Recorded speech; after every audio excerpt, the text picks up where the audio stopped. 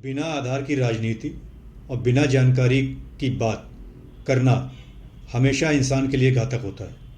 और उसका एक ज्वलंत उदाहरण है दिल्ली के मुख्यमंत्री अरविंद केजरीवाल। जी हाँ, उन्होंने सीएए पे जिस तरह के बयानबाजी करी है और देश की जनता को गुमराह करने की कोशिश करी, तो गृह मंत्री अमित शाह जी ने अरविंद केजरीवाल को आड़े हाथों लिया है।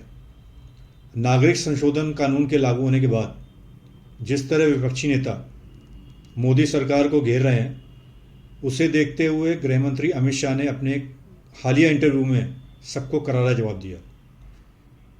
कहानी कुछ इस तरह की है कि इस लिस्ट में आम आदमी पार्टी के प्रमुख अरविंद केजरीवाल भी थे, इसलिए उनको भी अमित शाह ने खरी खोटी सुनाई और कहा कि अपने भ्रष्टाचार की पोल खोलने के डर से अरविंद केजरीवाल अपना आपा खो बैठे हैं और इस तरह के असंवेदनशील बयानबाजी करके देश की जनता को गुमराह कर रहे हैं।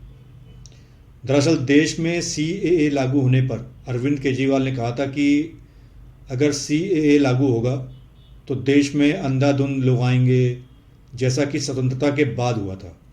इससे कानून व्यवस्था बिगड़ेगी और चोरियां, डकैतियां और बलात्कार जैसी घटनाएं घटित होंगी।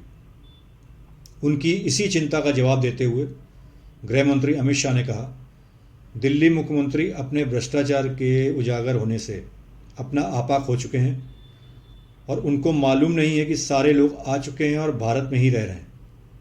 सिर्फ उनको अधिकार नहीं मिला है, ये उनको अधिकार देने की बात है। 2014 तक जो आ गए उनको नागरिकता देने की बात हो रही है। इतनी चिंता है तो क्यों बांग्लादेश घुसपैठियों की बात अरविंद केजरीवाल नहीं करते हैं? रोहिंग्याओं की बात क्यों नहीं करते हैं? क्योंकि वो वोट बैंक की पॉलिटिक्स कर रहे हैं। दिल्ली के चुनाव उनके लिए लोहे के चने जवाने जैसे हैं, इसलिए वो वोट बैंक की राजनीति करते हैं। जब अमित शाह से पूछा गया कि अरविंद केजरीवाल ने कहा है कि सरकार अपने लोगों को तो नौकरी दे नहीं पा रही है, फिर इन्हें कैसे देगी, तो इस पर अमित शाह का कहना है कि केजरीवाल ने कभी भी रोहिंग्याओं के लिए तो कुछ नहीं कहा। सिर्फ जो बौद्ध, हिंदू, पारसी, ईसाई, सिख शरणार्थी आए हैं वो उन्हीं का विरोध क्यों कर रहे हैं। उन्होंने कहा है, ये लोग विभाजन का समय भूल गए। ये शरणार्थी अपनी करोड़ों की संपत्ति छोड़कर यहाँ आए थे। हम उनकी समस्याएं क्यों नहीं सुनेंगे? उन्हें यहाँ नौकरी और शिक्षा नहीं मिलती। हम उनके प्रति पूरी सहानुभूति रखते हैं।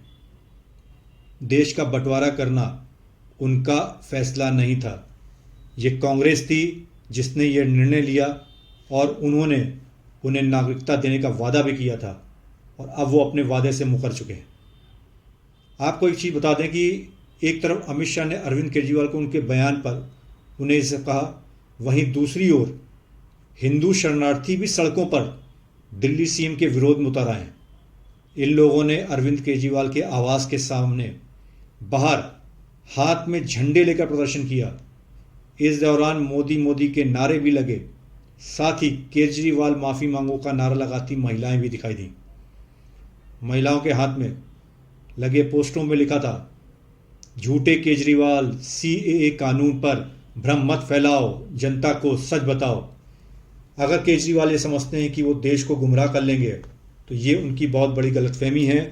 देश की जनता दिन प्रतिदिन जागरूक हो रही है, इसलिए केजरीवाल का ये सपना कभी सच नहीं होगा कि देश की जनता गुमराह हो और देश में होने वाले अच्छे कानूनों का विरोध करने के लिए फिर से सड़कों पर उतरे।